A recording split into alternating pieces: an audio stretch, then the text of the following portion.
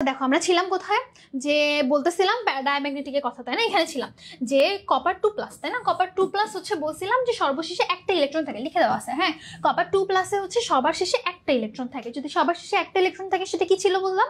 সেটা ছিল হচ্ছে প্যারাম্যাগনেটিক। যদি কোনো ইলেকট্রন না থাকে তাহলে সেটা ডায়াম্যাগনেটিক। আর হচ্ছে কিছু কিছু পরের কোয়েশ্চেনটা কি ছিল যে 219 গেল, তাহলে অ্যান্সার হচ্ছে একাত্তিক, তাই না? ডায়াম্যাগনেটিক না, ফেরোম্যাগনেটিক। এরপরে আসলে এখানে বলছে যে অ্যামোনিয়াম হাইড্রোক্সাইডের সাথে একটা যৌগের বিক্রিয়া গাঢ় নীল দ্রবণ আসছে। একটু আগে বলছে একটা জিনিস স্পেসিফিক করে লিখে দিতে, যে গাঢ় নীল কথাটা লিখতে, হালকা নীল না, ঠিক আছে? তাহলে সেটা কি ছিল? কপার ছিল, তাই না? কপার হচ্ছে গাঢ় নীল বর্ণের দ্রবণ দিবে, তাহলে অ্যান্সার কি এখানে? কপার। আচ্ছা, পরেরটা দেখো, বি এর জটিল আয়ন, মানে কার জটিল আয়ন? কপারের জটিল আয়ন। তাহলে কপারের জটিল আয়নটা কি? এটা হচ্ছে টেট্রাঅ্যামিন কপার সালফেট, ঠিক আছে? কপারের জটিল আয়নটাকে কি বলতেছি আমরা? Tetraammine copper sulphate. তাহলে এই যে টেট্রাঅ্যামিন কপার সালফেট, এখান থেকে কিছু জিনিস আমরা পড়বো, এটা যদিও থার্ড চ্যাপ্টারে আমি আরেকবার পড়াবো তোমাদেরকে। তারপরে দেখো টেট্রাঅ্যামিন কপার সালফেটের হচ্ছে সংকরণ হচ্ছে sp2d, ঠিক আছে? অনেকে DsP2 বলে, একই কথা। এটার আকার হচ্ছে সমতলীয়, আকার হলো সমতলীয় বর্গাকার, ঠিক আছে? এটা খুব ইম্পর্টেন্ট জিনিস। sp2d আর আকার হচ্ছে সমতলীয় বর্গাকার। তাহলে আমাকে এখানে কি চাইছে দেখো, জটিল আয়নটা সমতলীয় বর্গাকার, ট্রু। চতুস্তলকীয় না। প্যারাচুম্বকীয়, একটু আগে আমরা কপারের একটা দেখে আসছি যে কপারের সর্বশেষ শক্তি স্তরে একটা ইলেকট্রন থাকে, একটা ইলেকট্রন থাকলে কি সেটা প্যারাচুম্বকীয়, তাই না? একটু আগে বললাম। তাহলে 1 আর 3 আনসার হচ্ছে গ। ওকে, এরপরে আসো লাস্ট দুইটা। উদ্দীপকের কোন মৌলের আয়নকে পটাশিয়াম ফেরোসায়ানাইড, তাই না? এটা ফেরোসায়ানাইড দ্বারা শনাক্ত করা যায়। তাহলে ফেরো দিয়ে 4টা জিনিসকে শনাক্ত করা যায়, আমরা পড়ছিলাম। এর মধ্যে দেখি এর মধ্যে কি আছে। আচ্ছা, এখানে বলে দিচ্ছে এন এর মান 3, তাহলে এটা কি 3s1 মানে কি? এটা সোডিয়াম। তারপর হচ্ছে এটা কি 3s2 মানে কি? পরেরটা ম্যাগনেসিয়াম। তারপর হচ্ছে তোমার ND10 মানে হচ্ছে 3D10 আর হচ্ছে 4s1। 3D10 4s1 মানে কত? এপাশে হচ্ছে তোমার 10 আর 11 আর ওদিকে 18 29, তাই না? তাহলে কপার, কিউ হচ্ছে কপার, এম হচ্ছে ম্যাগনেসিয়াম, এল হচ্ছে সোডিয়াম। তারপর হচ্ছে NH2NP5 মানে হচ্ছে কি 3s2 আর হচ্ছে 3p5, তাহলে এটা কত? 7 আর ওইদিকে আর্গনের হচ্ছে 18, তাহলে কত হয়? 18 এর সাথে হচ্ছে তোমার 18 16 আর 7 7 14 আর 15, হ্যাঁ 25। তাহলে এইদিকে এটা কত হচ্ছে তোমার 5, এটা তো 3s2, তাই না? তাহলে 3s2 আর হচ্ছে 3p5, সরি এটা 18 তো না, এটা 18 তো না। আচ্ছা, নর্মাল হিসাব করি আমরা, 5 আর 2 17, আর এদিকে আছে হচ্ছে তোমার 1s2 2s2 2p6, তাহলে হচ্ছে 6 7 আর 10, 10 এর সাথে 17 হচ্ছে ক্লোরিন, তাই না?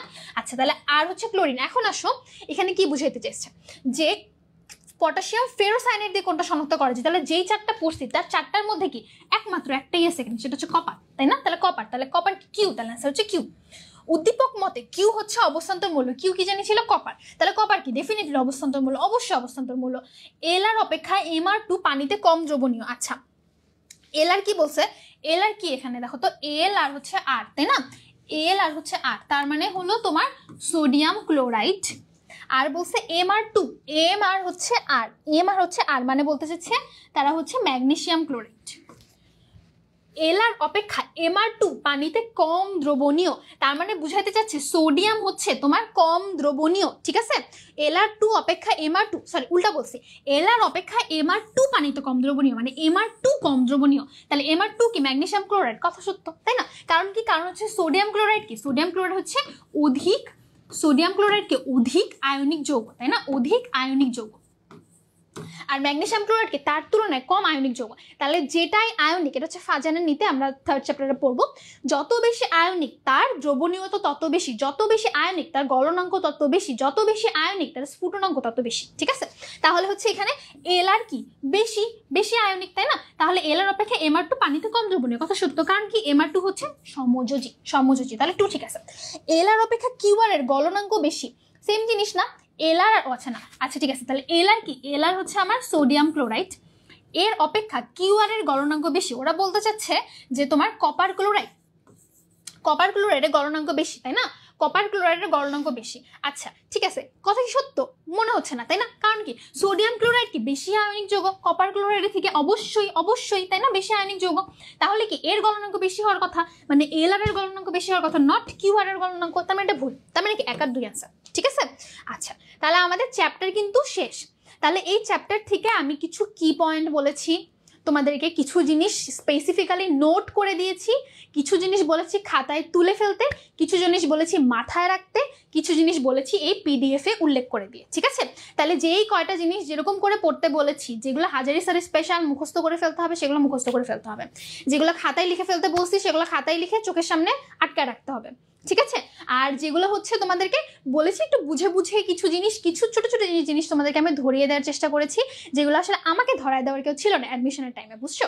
তাহলে তোমাদেরকে ধরিয়ে দেওয়ার চেষ্টা করেছি যাতে পরীক্ষার হলে 36 সেকেন্ডের জায়গায় তোমরা 30 সেকেন্ডে একটা অ্যান্সার করে দিয়ে আসতে পারো, সেই 6 সেকেন্ড একটা কঠিন কোয়েশ্চেনের জন্য রাখতে পারো, সেভাবে তোমাদেরকে প্রিপেয়ার করার চেষ্টা করতেছি। ঠিক আছে, আর হচ্ছে এই যে হাজারি স্যারের অনুশীলনী, হাজারি স্যারের অনুশীলনী থেকে 30টা কেমিস্ট্রি কোয়েশ্চেন, 25টা কেমিস্ট্রি কোয়েশ্চেন, 25টা কেমিস্ট্রি কোয়েশ্চেন থেকে কপাল ভালো থাকলে 22 থেকে 23টা কোয়েশ্চেন এখান থেকেই আসবে। ঠিক আছে, এখান থেকেই আসবে, তাই এত এফোর্ট দিয়ে তোমাদেরকে হাজারি স্যারের অনুশীলনী পড়ানোর চেষ্টা করতেছি। ঠিক আছে, আচ্ছা, আর আজকে যে ক্লাস 3টা ভাগে হলো, তোমরা টেনে টেনশন করো, তোমরা যারা আমাদের কোর্সে আছো তাদের সবার হচ্ছে সবাই গিয়ে ওয়েবসাইটে গিয়ে দেখবা যে সুন্দর করে ক্লাসগুলো সাজানো থাকবে। ঠিক আছে, তোমাদের এরকম হজবরল করে ক্লাস দেখা লাগবে না, ওয়েবসাইটে সুন্দর করে সাজানো থাকবে, সেখান থেকে ক্লাস যদি আবার দেখতে চাও আবার দেখে ফেলবে। ওকে, আচ্ছা, আর এরপর থেকে নেক্সট ক্লাস হচ্ছে তোমার সাথে আমার নেক্সট শনিবারে।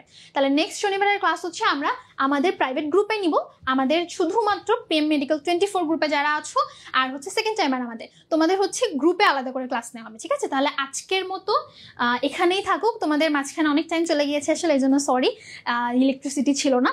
ঠিক আছে, তাহলে আজকে সবাই এখানেই থাকো, আরেকবার একটু চেক করে নিই আমি কোনো সমস্যা আছে নাকি, কারো একটু বলো। হ্যাঁ, চলে যাচ্ছি, একটু বলে ফেলো যে কারো যদি কোনো প্রবলেম থাকে, কোথাও বুঝতে সমস্যা থাকে, আমি বুঝিয়ে দিব।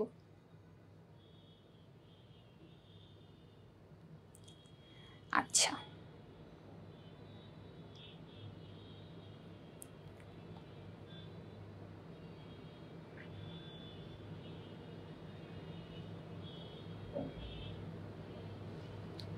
আচ্ছা, কেউ কমেন্ট করছো না, তাহলে কারো কোনো সমস্যা নেই আশা করি। ঠিক আছে, আচ্ছা ঠিক আছে, আর যদি কোনো সমস্যা থাকে গ্রুপে তো আছি, গ্রুপে যে কোনো প্রবলেম, যে কোনো কিছু, যে কোনো MCQ যদি আবার মনে হয় যে আবার লাগবে, আবার বুঝাতে হবে, আবার বলতে হবে, তাহলে গ্রুপে আমাকে বলে দিও। ঠিক আছে, আমি আছি। আচ্ছা, তাহলে আজকের মতো এখানেই শেষ। হ্যাঁ, সবাই থাকো, আল্লাহ হাফেজ, আসসালামু আলাইকুম।